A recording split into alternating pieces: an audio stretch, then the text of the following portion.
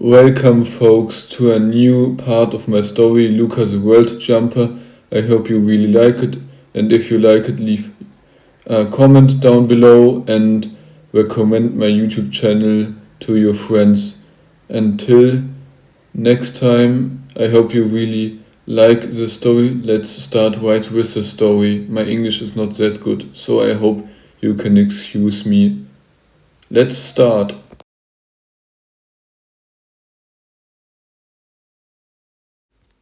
I'm Luca, your friendly multidimensional traveler from the neighborhood. I think I'm human, Luca says, aware that she might only believe herself to be human. What do you mean, you think you're human, and what exactly do you mean by multidimensional traveler? Marinette asks, staring at the stranger. The sense that something is off about Luca, this breathtakingly beautiful stranger, only grows stronger. She doesn't seem like she belongs here. If Marinette weren't certain she's attracted to men, she might well fall for this woman standing before her, whose unmasked beauty is almost heavenly. I mean what I say. I have no reason to lie to you, so I won't. And I'll be leaving soon. When I go, you won't see me again for a long time. I'm doing this just for fun, so if you want to start questioning your world and patching its logical holes, you're welcome to try. As for my powers, I have no clue where they come from, but I can attempt to explain them to you. Luca says, then disappears in a blink, and before anyone can react, she reappears and vanishes again so quickly and in so many places that no one can follow. So, my students, everything you know, your world, your universe, is only part of something much larger. Many things you can imagine, and things I can't, exist outside your world. Luca says, drawing a circle on the chalkboard she's brought. Now, near your world there are only worlds very similar to it. I believe there are infinitely many variants of you, but that's neither here nor there. You cannot tear through this interworld space because if you do, you will die. Luca continues, sketching more circles on the board. Sometimes parallel worlds seem to arise from your choices. Even though I consider myself someone who understands the multiverse fairly well, I honestly don't know which decisions spawn parallel worlds. In the reality where I think I was born, there was a theory called the many worlds interpretation. In short, every decision with multiple possible outcomes is said to create parallel worlds. I'm not sure if your world is too dim to grasp that. In any case, what I'm describing as the multiverse is the place where all possibilities exist. And it's far stranger than that. From what I've seen, not every world multiplies infinitely with each decision.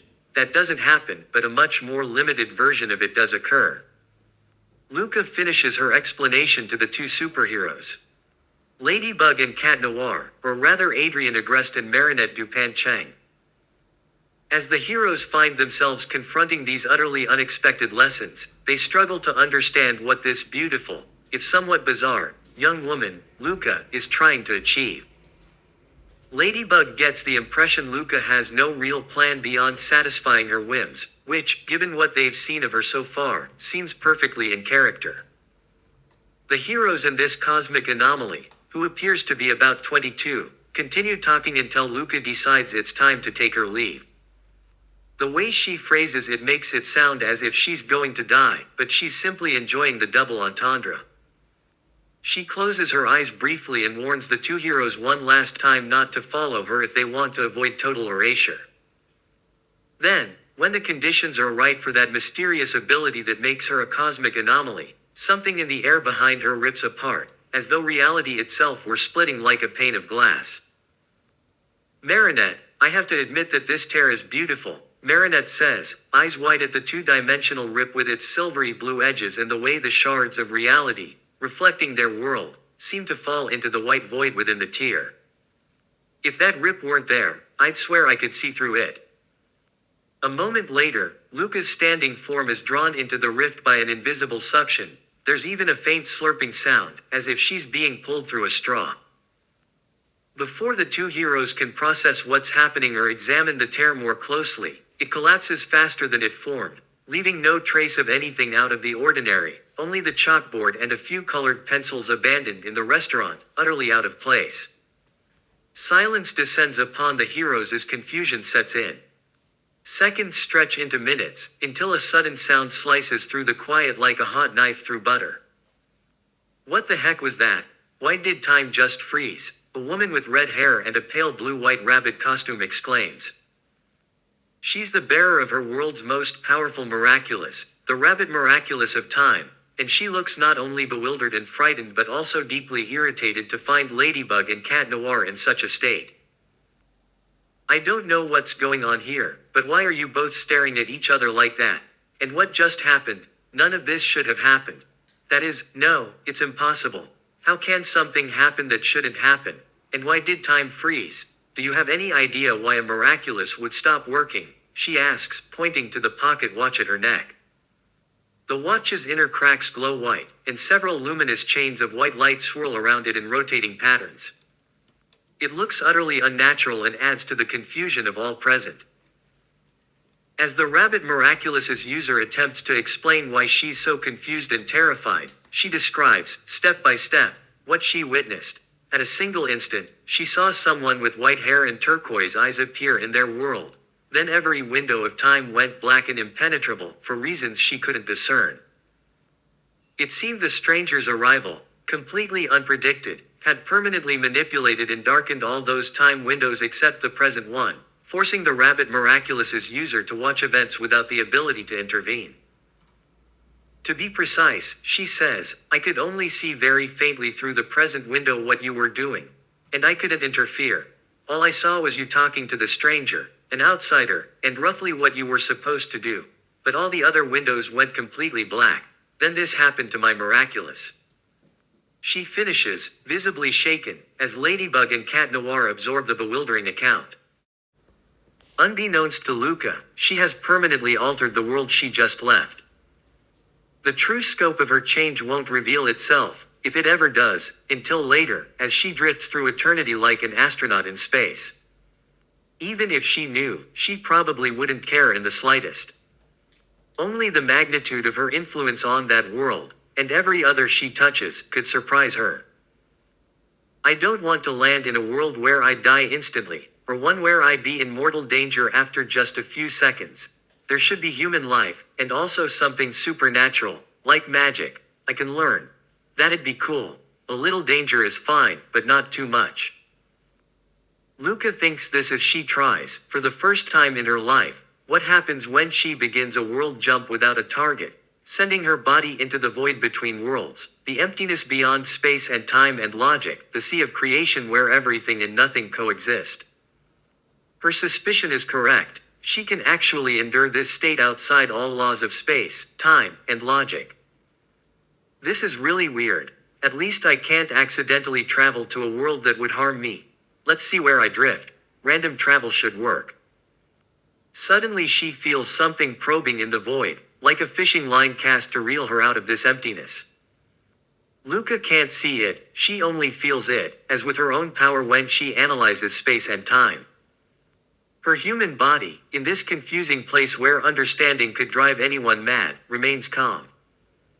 It's contradictory yet not, confusing yet clear. She knows better than to question why she feels it here, or she might tumble too far down the rabbit hole and lose her mind. So, don't question why I feel this, question what it is instead. But seriously, why is there a fishing line here? Well, let's see where it leads.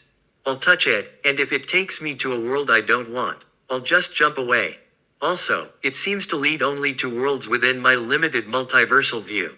That sounds cool, though, limited multiversal view. She swims toward the line and grips it.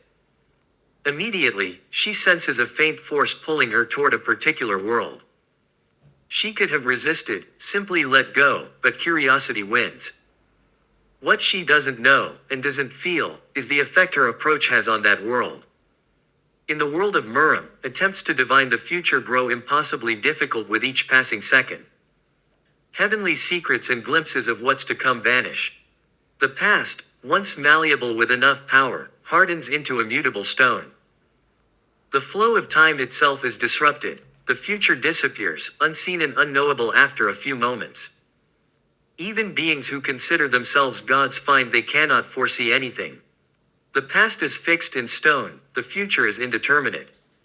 Only the highest deities or extraordinarily gifted seers manage a fleeting glimpse of the cause, a being composed entirely of white flames, walking with unhurried steps from beyond toward this world. Then it's over. The foreign presence, one that should not exist and radiates an aura of impossibility, vanishes. Even the world's mightiest cannot say where it went, what it was, or if it ever existed at all. Meanwhile, in a distant human kingdom called Gaia, far from the cosmic turmoil caused by that anomaly, a ritual to summon an otherworlder, a person from another world, reaches its climax. Everything has proceeded smoothly as the kingdom's chief court wizard stands arrogantly at the edge of the ritual chamber, robes billowing in the breeze from open windows. His dark blue robes are trimmed with gold, reflecting sunlight in their embroidery. All other wizards, save the Archmage himself, wear identical garments. Golden runes cover the floor, extending like fingers up the walls and across the ceiling.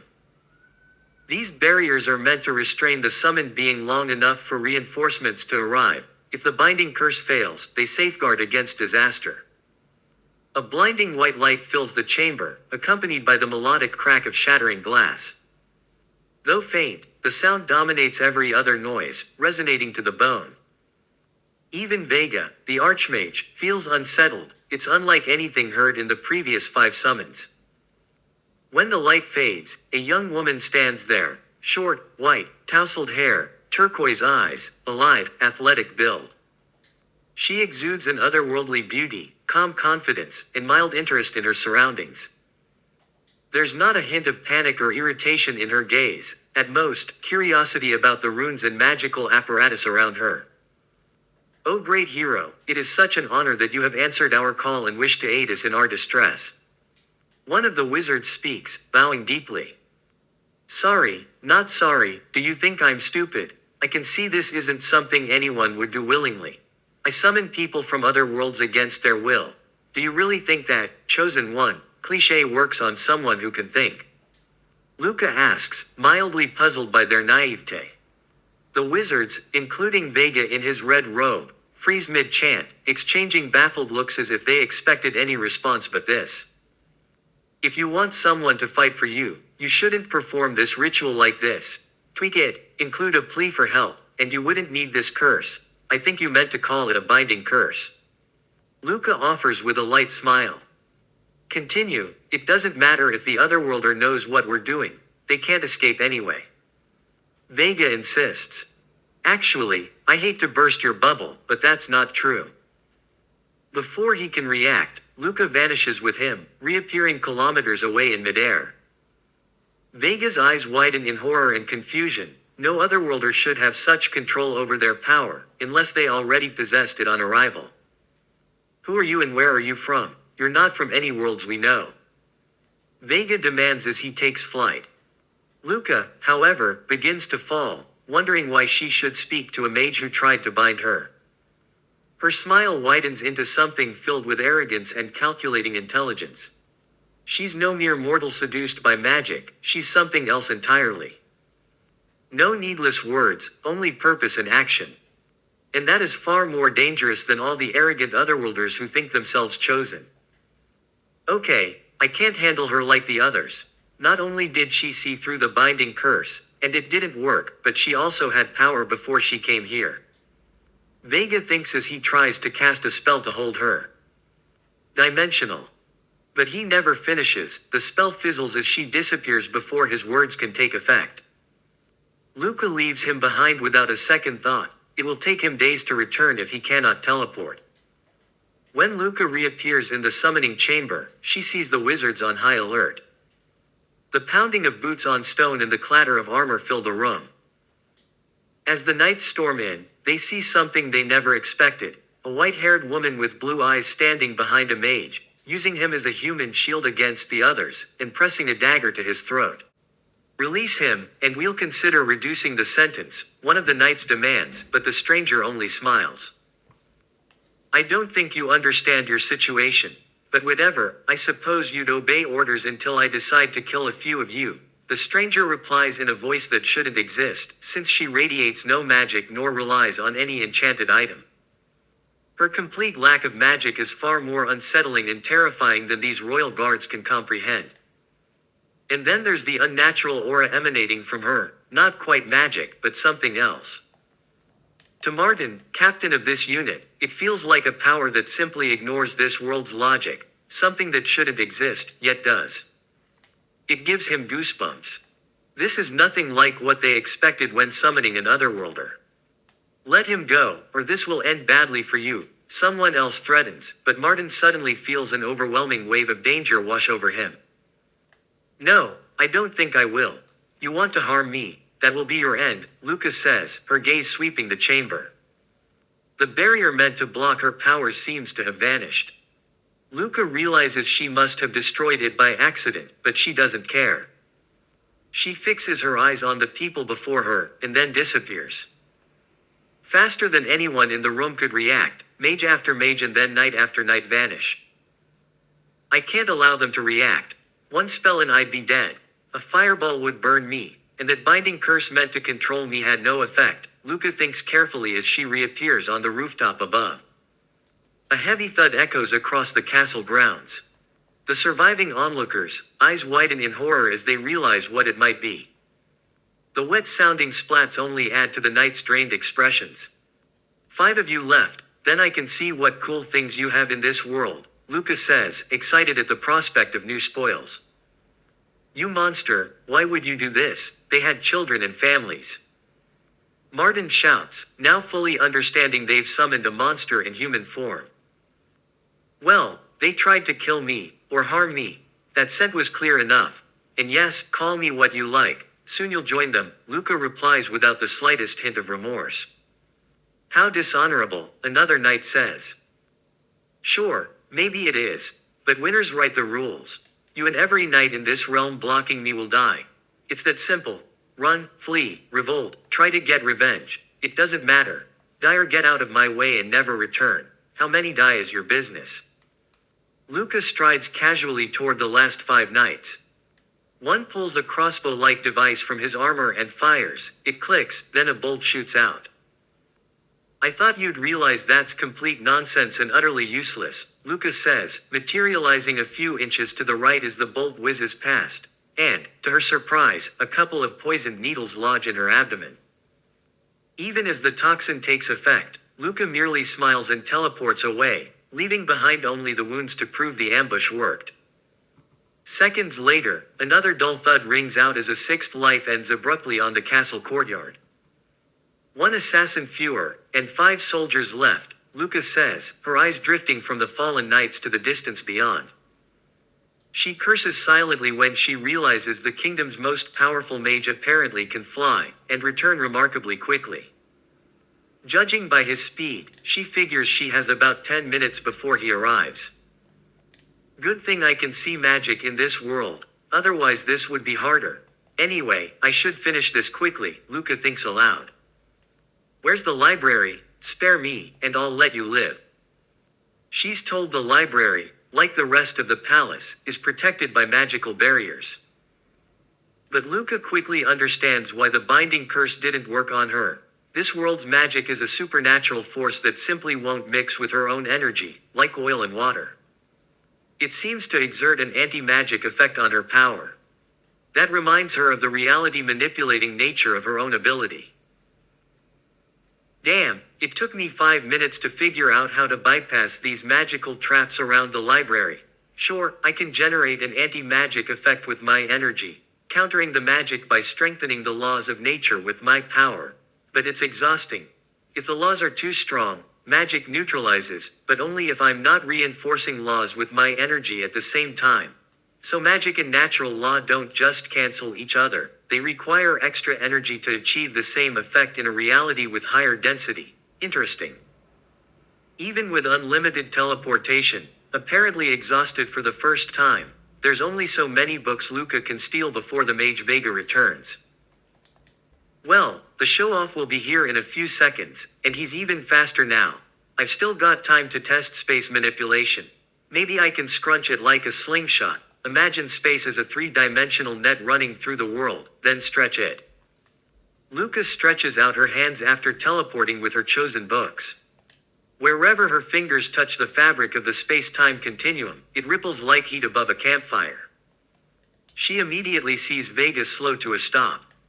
He watches from a distance, sensing what she's doing to the world's continuum. Luca's relieved he's cautious. He hasn't yet hurled a powerful spell her way, which she might not dodge in time. Wait, why am I exhausted from teleporting? I could teleport infinitely without fatigue. What's different here? Well, I've teleported hundreds of times, but still, maybe breaking that barrier in the summoning chamber was unusually taxing. My goodness, there are things that can actually tire me out in this world. Shit, I need to be more careful.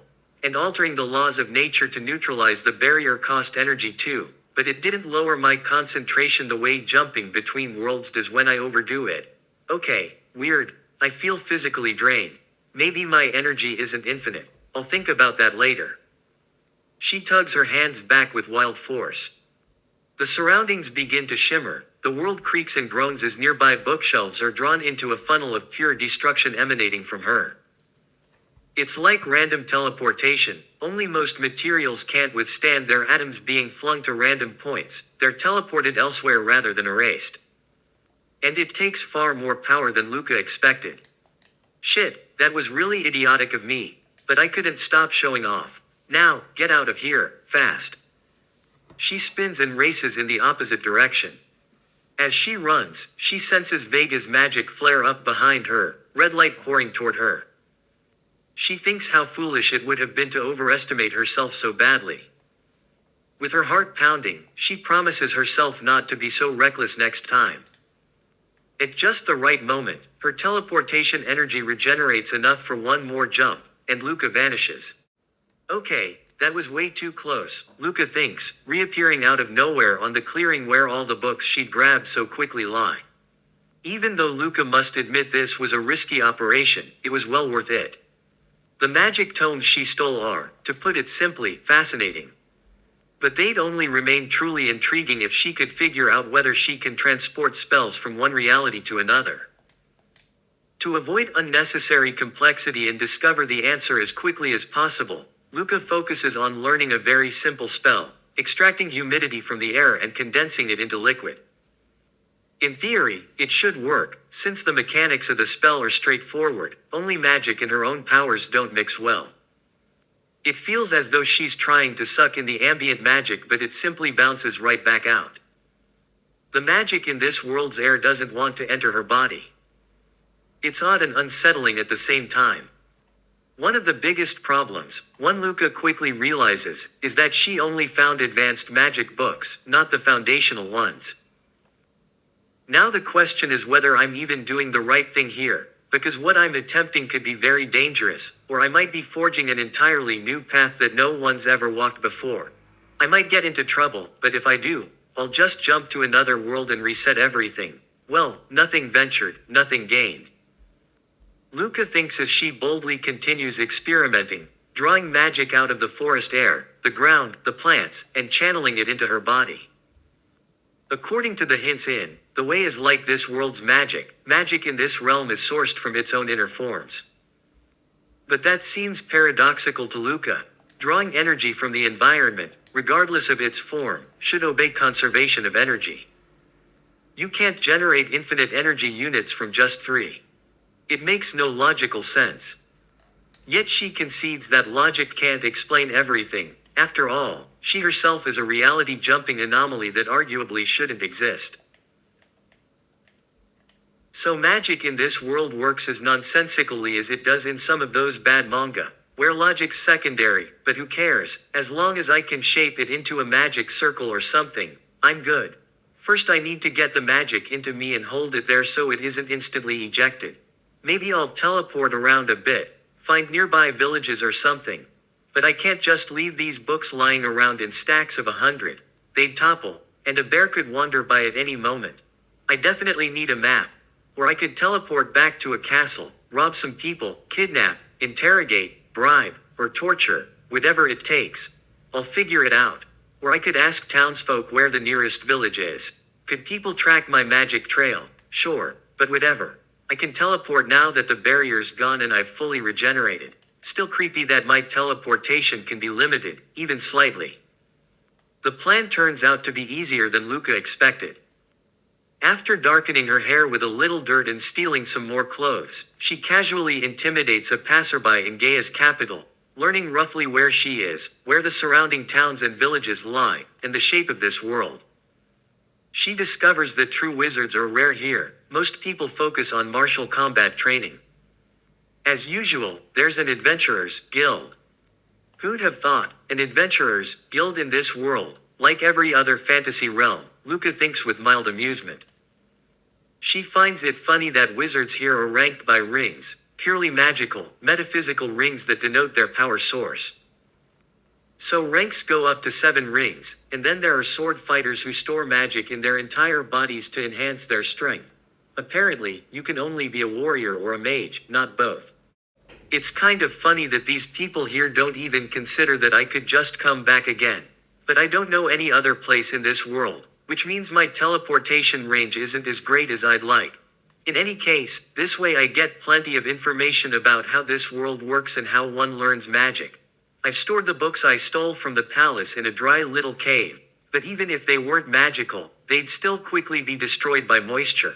I really wonder how I can instantly sense what magic is responsible for. These books are conveniently enchanted to resist moisture damage and low temperatures, like fire. So I can even store them underwater without harm. Well, that's to be expected of magical books. I wonder if the Turks developed some kind of GPS spell to locate their tomes. But given how I teleported them, they'd have trouble finding these volumes even if they did. And now I need to figure out what's happened to the people from other worlds. It seems they were summoned here against their will. Which is odd, because the fact they share hair colors and body structures with people in this world suggests the ritual's range is limited to this cluster of bubble-like universes. That would explain why they all look anime-styled. Brightly colored hair is rare. Well, my hair eventually turned white, and my body adapts to each world I visit. Maybe I was born anime-style. That'd be weird. I know what anime is versus real life, but whatever. Existential questions like where I was born and what I am, I'll never answer.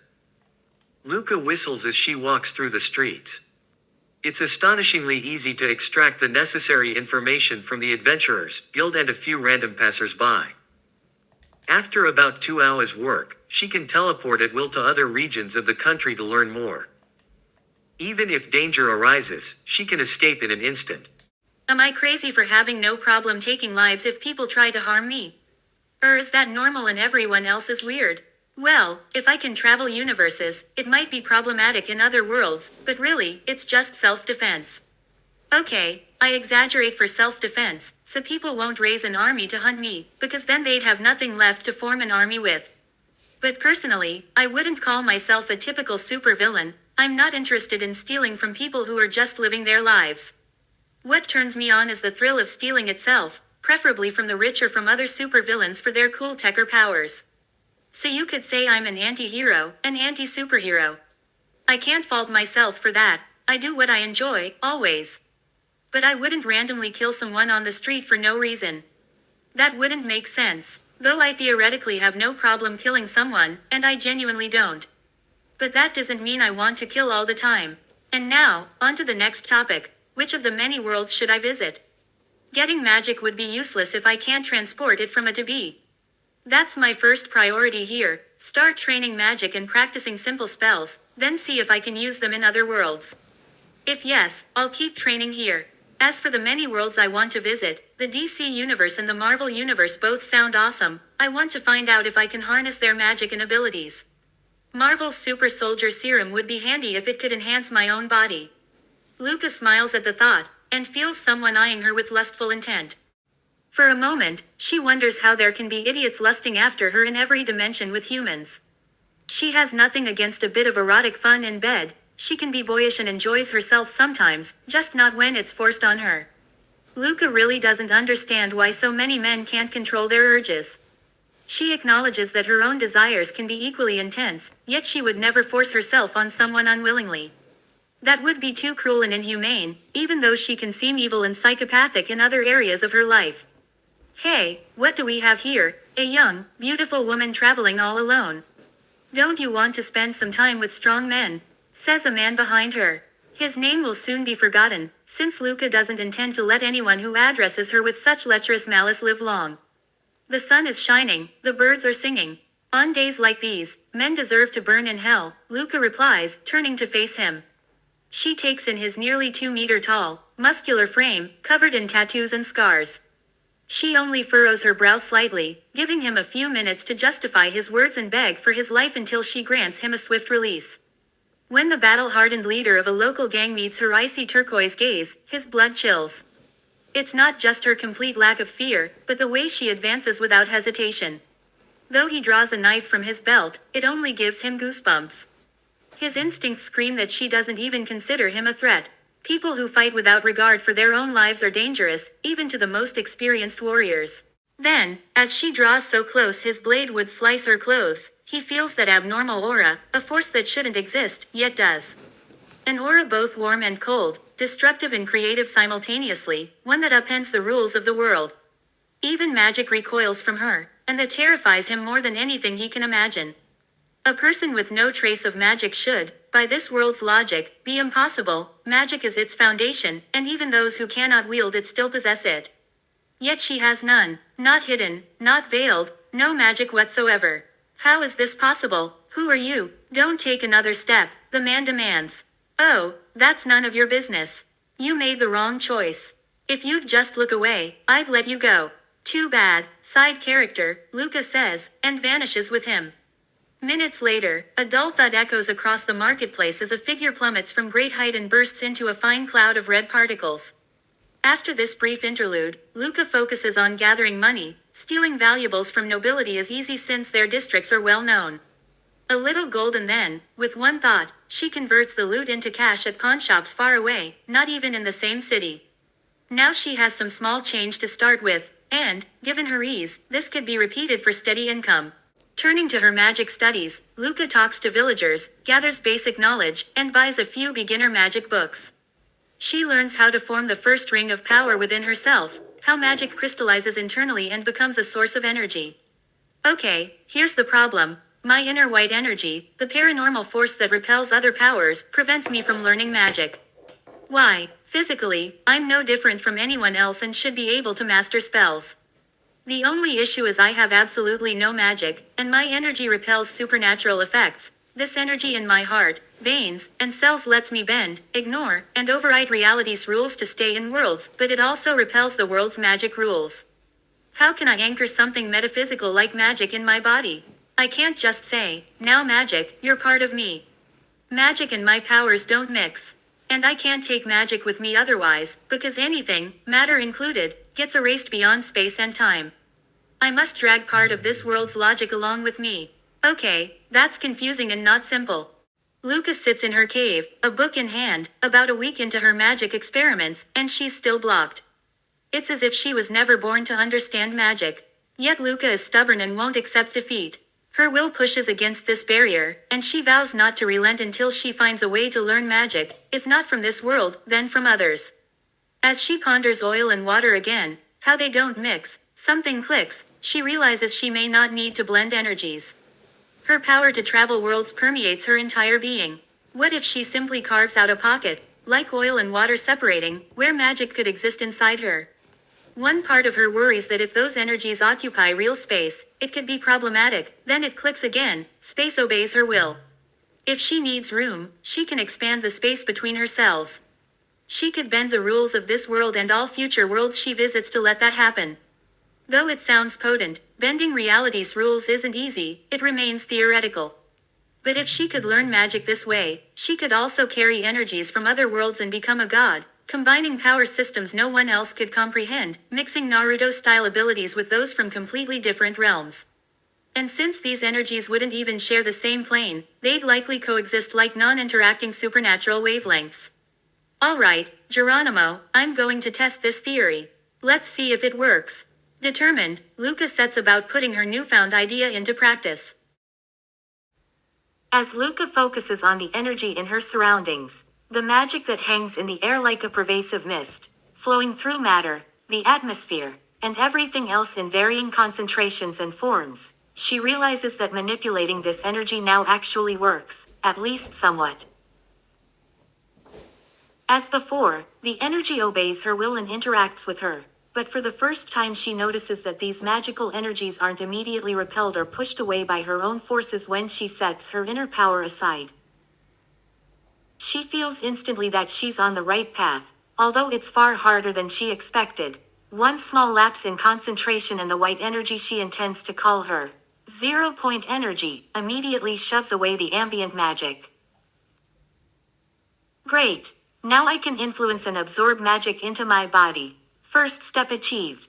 But every time I lose focus, the energy slinks back out as if its only goal is to flee from me.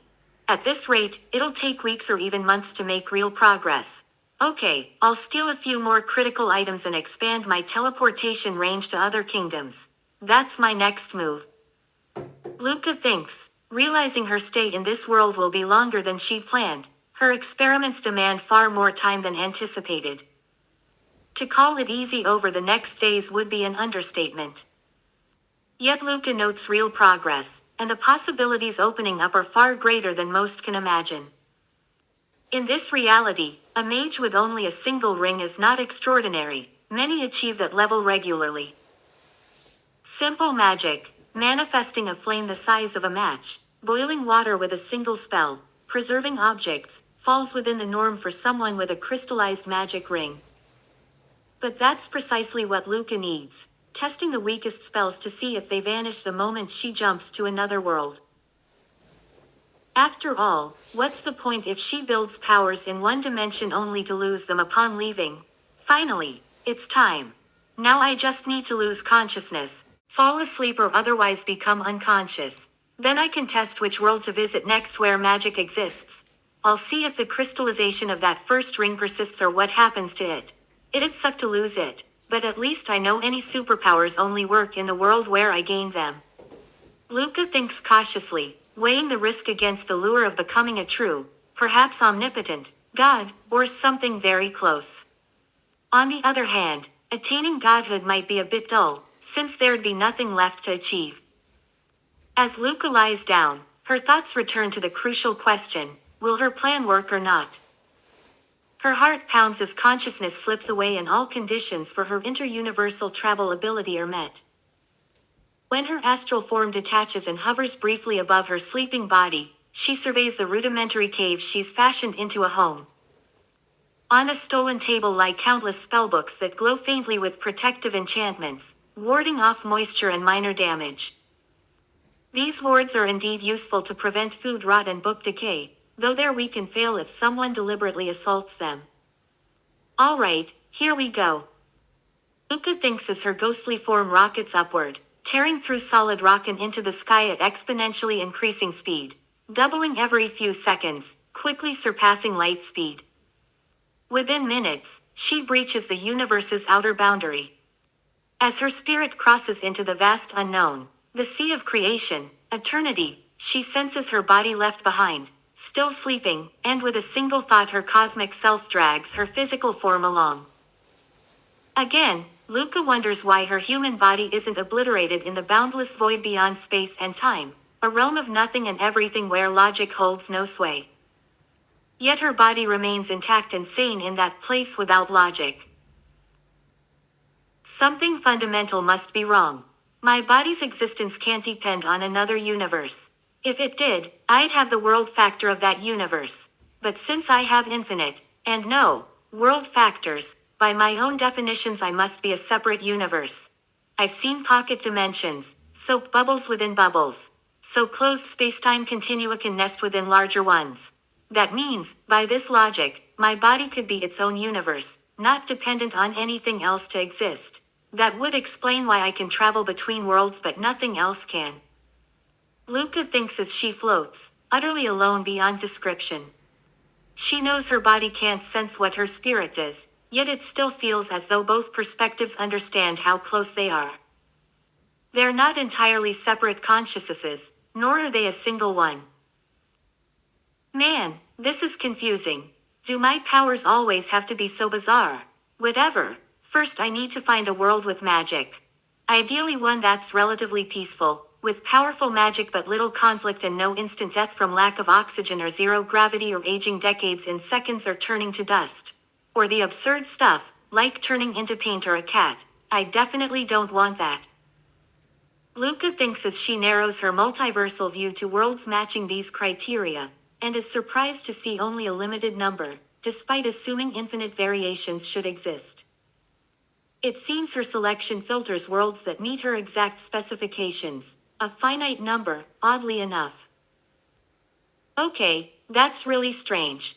I thought every possible world would exist in infinite variations, like a full multiverse for every possible reality. Obviously, I was wrong. The totality of creation differs from what I imagined. Well, I'll figure it out eventually. Luca thinks as she prepares to enter a world. Emerging from the dimensional rift, she steps onto a snow-covered mountain whose grayish-black ice presses down on her like the crushing depths of the ocean. At that moment, Luca discovers her power has limits, something she never realized. Her white energy doesn't deplete but loses potency. This world's natural laws resist her anomaly's existence. Just as her power wanes, Luca spots a way to circumvent it. Her thoughts race faster than ever. Instead of overpowering the world's reality, which only triggers resistance, she must outsmart it. The world has no ego, but she does. Okay, things are getting critical, but if I don't try to impose the magic I brought with me, and instead blend it with this world's magic, give this world a world factor of its own magic system, maybe I can mix them. Mixing could work. Luca thinks. Everything around her goes black. It feels like half an eternity, then light returns. Luca opens her eyes to gray, strangely warm snow and hears an animal sniffing nearby. Struggling to lift her head, she wincingly sees a creature resembling a small polar bear with black fur and pure white eyes nuzzling her leg. It's oddly cute. Damn, what knocked me out, and why didn't I astral project again? Did I overexert myself or what? Luca wonders as she attempts to stand but finds she lacks strength.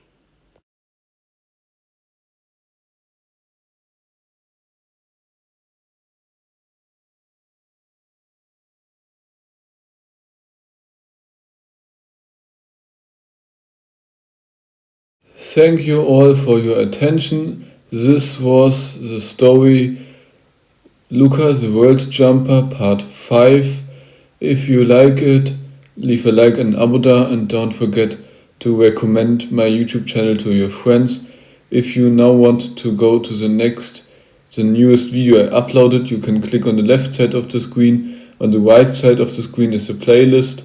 If I made one, I don't know and don't care right now. Not important. I hope you have a good day. See you later and take care. Goodbye.